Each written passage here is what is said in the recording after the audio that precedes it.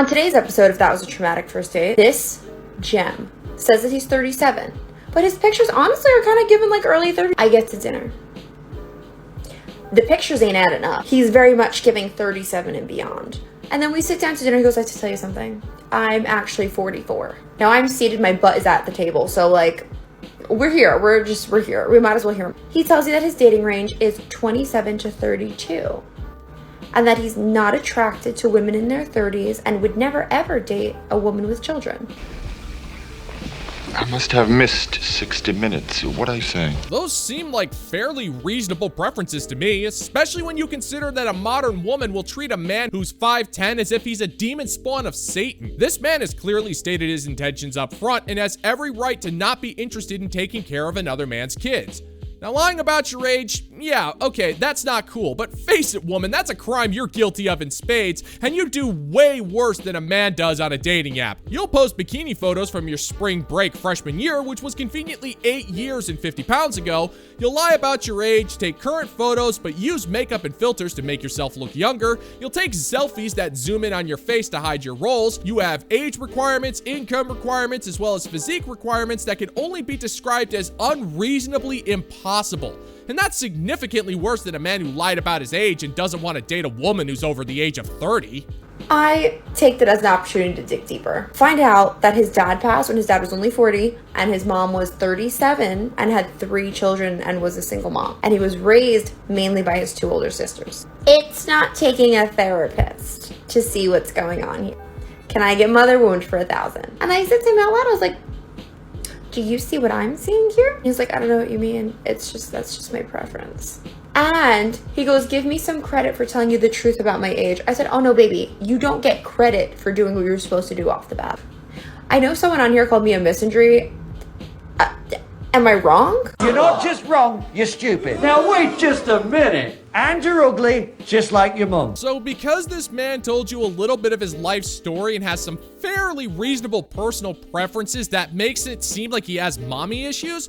Now, I will admit, his wasn't exactly the ideal situation, but he doesn't sound like a felon. He immediately came clean about his age, and so he at least has some form of integrity, and he's not pressuring you into anything. So it sounds to me like he turned out okay, but apparently everything this man did was so terrible that you had the nerve to call the date traumatic, which is just irresponsible. You believe that your lies and manipulation when it comes to dating are somehow justifiable, but when a man does slightly the same thing, he's being evil and manipulative and has psychological damage. And when you openly discriminate against men for doing a lighter version of what you do, that's a textbook symptom of misandry. And for the record, you were being called a misandrist. Learn English, sweetheart. Yes, I'm certain that I read that somewhere once. Let's talk about 4 ways to friend zone a guy. When it comes to friend zoning a guy, there's obviously different situations. He could either be your close friend that starts to grow feelings for you, or he could be a guy that you're seeing that you're just not interested in anymore and just want to be friends. My pointers apply to both of them, so let's get rolling. Number 1, stop flirting with him and leading him on. I get it, flirting can be fun, but when you know you just want to be friends with that person and they have some sort of romantic interest in you, it's so important to take a step back, make sure you're not putting any of that energy out there. This absolutely doesn't apply to everyone, but I think sometimes women get caught up with the validation that they're receiving from these male friendships, so they kind of continue to flirt or put out playful energy, when in reality it's just leading those men on. This is also going to be a great way to preserve that friendship because he's not going to have built up resentment from being led on. Number 2, communicate how you feel from the beginning. If you guys have always just been friends, make sure to make that clear. If you see that they're starting to gain feelings for you, make it clear you're not interested in anything and you only see them as a friend. Tough conversations are scary, especially if you do really care about them, but it's so worth it if you want to preserve your friendship. What's that, shit? It's a shit smell. Is that you? It smells like poo-poo. Oh, well, let's get something straight, sister. It's not the friendship you're preserving. The moment a man catches feelings for a girl, there really isn't a way for him to go back. He won't be able to hide those feelings very well, and you won't be ignorant to this fact. You won't be able to help yourself but use this man for validation because he's providing you with everything that you want while you don't have to do much in return, but still pretend that you care about his feelings.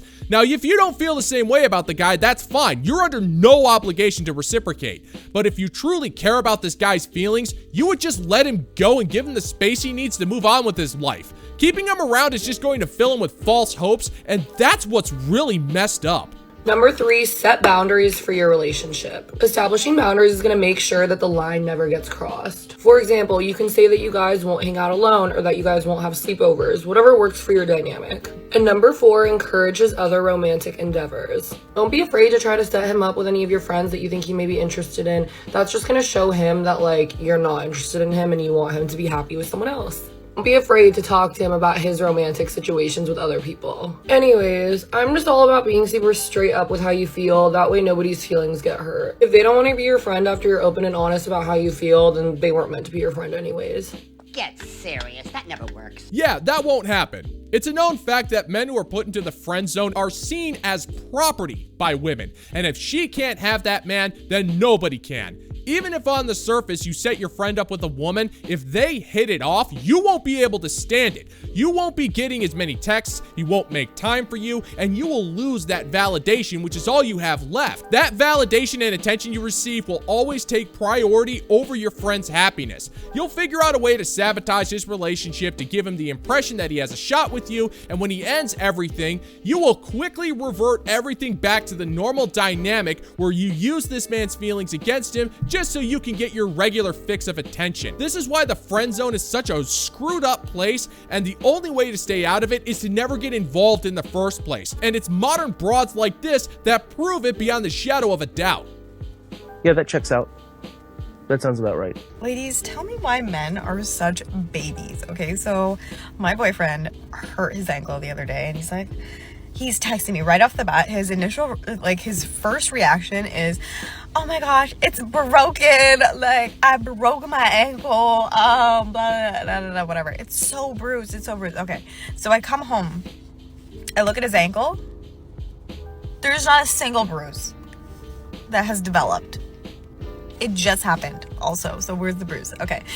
Then, second day, he's moaning and groaning in bed. Oh, it's hurting so much. It's so out. Ooh. Who am I? I'm caring, okay? So I wake up in the middle and I get him Advil. I'm taking care of him, okay? I am helping him waddle around. You name it, I'm doing it for him, okay? Oh, come on! Okay, let's get something straight here. A modern woman breaks a fake nail and it's Armageddon. It could be the worst possible thing to ever happen to her. But a man rolls his ankle, which can get rather painful, and your first inclination is to say that he's a baby and that he's faking it. Because it's not broken or bruised up, that gives you the right to completely disrespect him.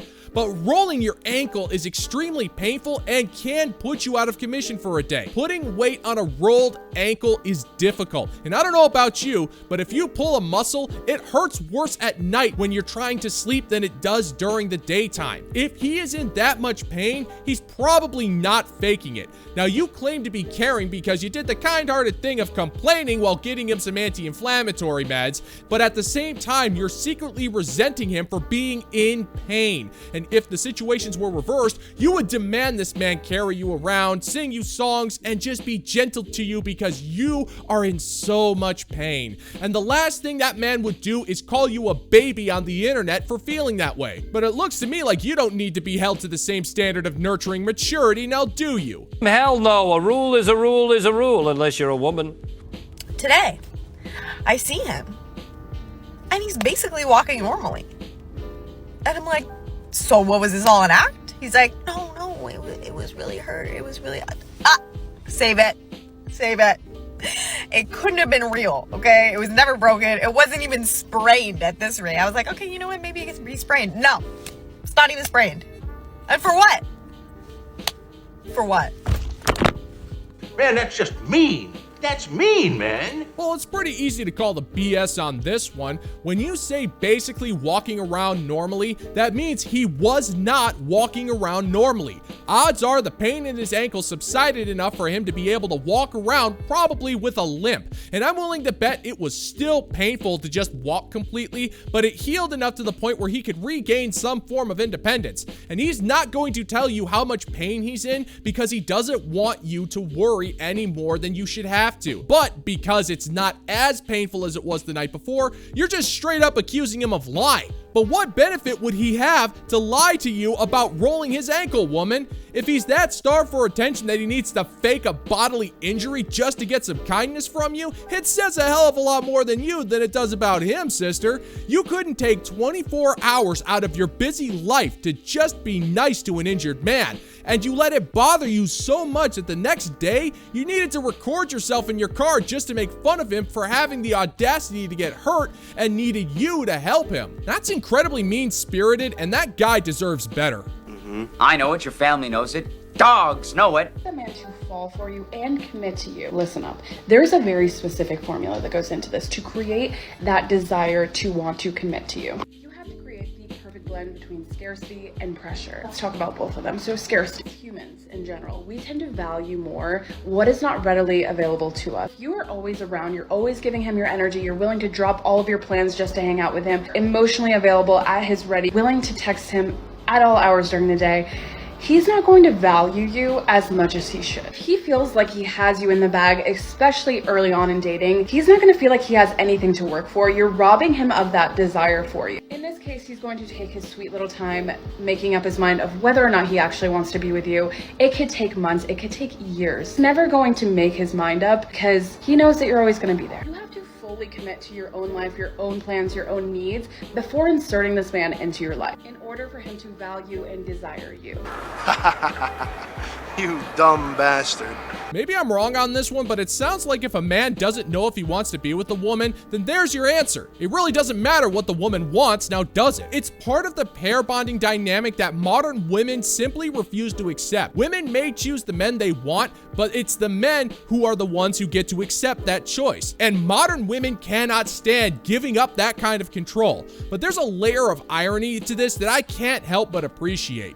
A woman assumes that if she's not readily available to a man, that's going to force him to commit. But if a man is openly available to a woman, it's an immediate turnoff. Modern women like to think that if they act disinterested, then that man will come running. But all they're doing is giving off the impression that she's not interested. And I hate to break it to you, sister, but men don't think like you. It's impossible. We actually know how to take accountability, and we have common sense. And then part number 2, pressure. How do you create pressure? You stress the man out, and not what you think. I don't mean stress as in be a crazy girl and act up and cause him chaos in his life. No, he wants this kind of stress that he can solve. Here's where pressure makes diamonds. Let me give you a story. I was working with a client and she came to me and she's like, Gabby, I have been talking to this guy 2 months. I really like him. We just have a conversation about where this is going. And it seems like he wants me to keep my options open. And I'm like, oh my God, he's probably wasting your time in my head. But I was like, you know what? Just deprioritize him in your life and keep your options open. Just go on other dates, explore other options, and just keep him on a back burner. So she did that. She updated her Hinge profile, and he saw that she updated her Hinge profile and immediately was like, hey, I really don't want you dating anyone else. Actually, let's be exclusive. Ooh, yeah.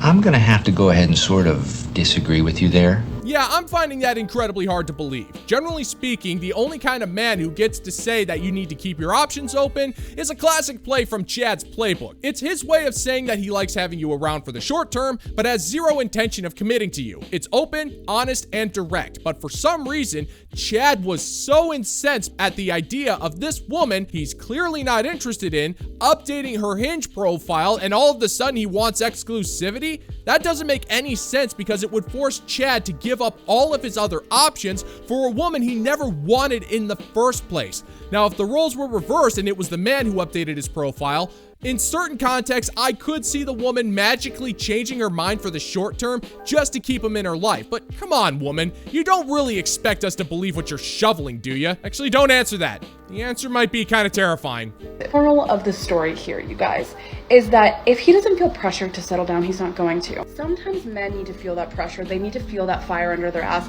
in order for them to really come to the conclusion of whether or not they want to commit to you. Because if she would have went another direction and he would have felt nothing, that's 1,000% not your guy. But the fact that he was like, oh my God, I can't see her with anyone else, the fear of actually losing her was what drew him to actually commit. Anyway, I just released a whole podcast episode on how men fall in love, so check it out, Way Too Wifey. That doesn't make sense. No, the moral of the story here is that it's perfectly justifiable to completely disregard a man's personal feelings if it means getting something that you want. There's zero respect here, but that's because your advice is telling women to how to convert a situationship into a relationship with advice that has very little chance in working.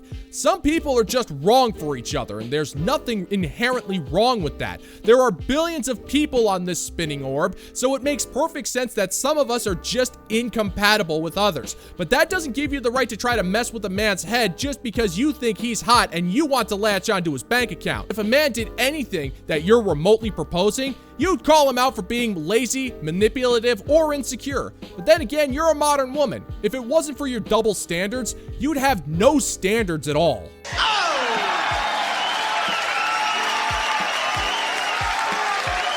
And that's gonna do it for today's video, gentlemen and gents. And as always, if you find that my particular brand of humor is bringing you to the brink of laughter, then why don't you scroll on down and click that like and subscribe button, ring the notification bell, leave a couple of comments, and share this video so we can give the good old-fashioned middle finger to the YouTube algorithm. Thank you so much for checking out the new video, and until next time, peace out, homies.